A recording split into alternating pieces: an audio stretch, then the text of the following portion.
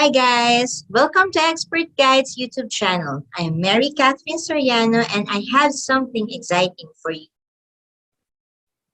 You opened your planner and it's there, a reminder of your upcoming examination, underlined with exclamation point. Couldn't be emphasized any better, huh? And then you just ask yourself, are you ready? In this video, we are going to talk about the effective learning through good study habits. Let me first introduce you to the learning pyramid.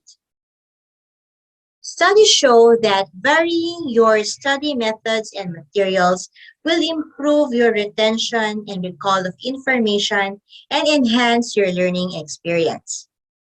The learning pyramid, sometimes referred to as the cone of learning, developed by the National Training Laboratory, suggests that most students only remember about 10% of what they read from textbooks, but retain nearly 90% of what they learn through teaching others. The learning pyramid model suggests that some methods of study are more effective than others, and that varying study methods will lead to deeper learning and long-term retention. This is the learning pyramid. It suggests that lecture is one of the most ineffective methods of learning and retention of information. It is passive form where you just simply sit back and listen to your teacher. Lectures are most effective when students arrive to class prepared and participate actively in class discussion. Reading. If you are a visual learner, this will be likely an effective learning method for you. Audio-visual. The learning pyramid suggests that this leads to 20% retention of information, but it is more effective when combined with more active forms of study. Demonstration. The teacher provides students a learning task that they can observe. This involves active learning and is very effective. Discussion. This is a form of cooperative learning. This intends to stimulate a student's thinking and increase participation and engagement. Practice doing. This is a form of discover learning. This encourages students to take what they learn and put into practice, leading to more in-depth understanding, greater retention, and better recall.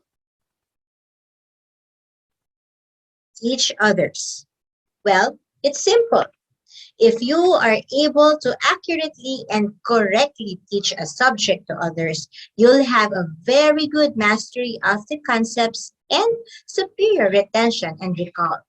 So next time you review, try to record yourself while explaining a topic as if you are teaching, or better yet, do it with a study group. Taking notes.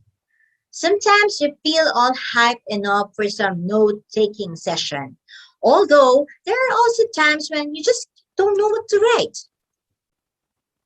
The Cornell system for taking notes might help you. This is Do It Right in the First Place system, devised by Professor Walter Polk of Cornell University during the 1950s. The purpose is to save time and enable the students to maximize the effectiveness of their note-taking. It comes in 3 steps. Step 1, divide your paper into 2 columns. Step 2, take notes in the note-taking column. Step 3, review your notes within 24 hours. This is the Cornell note-taking system. Notice that the left column measures about 2.5 inches, while the right column is about 6 inches. The right column is the note-taking column where you record the lecture using telegraphic sentences. The left column is the cue or recall column where you put the keywords that you have to remember. At the bottom of the page is the summary. Use this space after class to summarize the notes on that page. Ooh, it's not just a handful, huh? But a table full of school workload. And you're like, oh, there's just too much to process. But if you have good study habits, academic workloads shouldn't bother you that much. Let's list down some good study habits that you can practice. Number one, don't attempt to cram all your studying into one session. Schedule the topics that you will study. If you have regular yet shorter study periods, there's no need to cram up everything into one study session. 2. Plan when you're going to study. As mentioned earlier, you should have scheduled specific time throughout the week when you are going to study. And as much as possible, stick to that schedule. 3. Study at the same time. It is important to make studying your daily routine. If you have some study time every day and every week, all the time is the same, it will become a regular part of your life. Number 4, each study time should have a specific goal. Study with direction. Identify exactly what you need to accomplish during each study session. 5, never procrastinate your planned study session. Procrastinating can turn into a habit, and it's not good. It's easy to just pull off whenever the subject matter doesn't interest you anymore, but it will have a really bad repercussion. Procrastination leads to rushing, which then leads to committing lots of errors. 6, start with the most difficult subject first. Most difficult subjects or tasks will require the most effort and mental energy, so start with it first while you're still up and energized. 7, always review your notes before starting an assignment. This will help you remember important subject matter learned during the day and will help you know how to complete your assignment correctly. 8, make sure you're not distracted while you're studying. Distraction can be anything from everywhere. So before you start studying, identify possible distractions and stay away from them. 8, use study groups effectively. So they say, two heads are better than one. There's even a song similar to that, right? Just kidding. Study groups can help you as you can do some brainstorming, exchange of ideas, just simply helping each other out.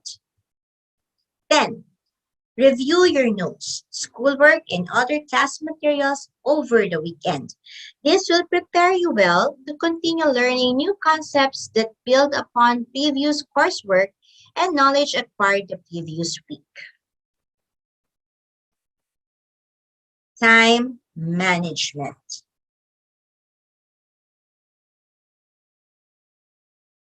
Don't say you don't have enough time. We are all given 24 hours per day. All you have to do is utilize your time wisely. Here are some tips on how you manage your time.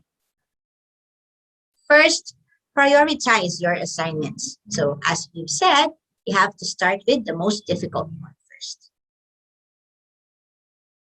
Find a dedicated study space.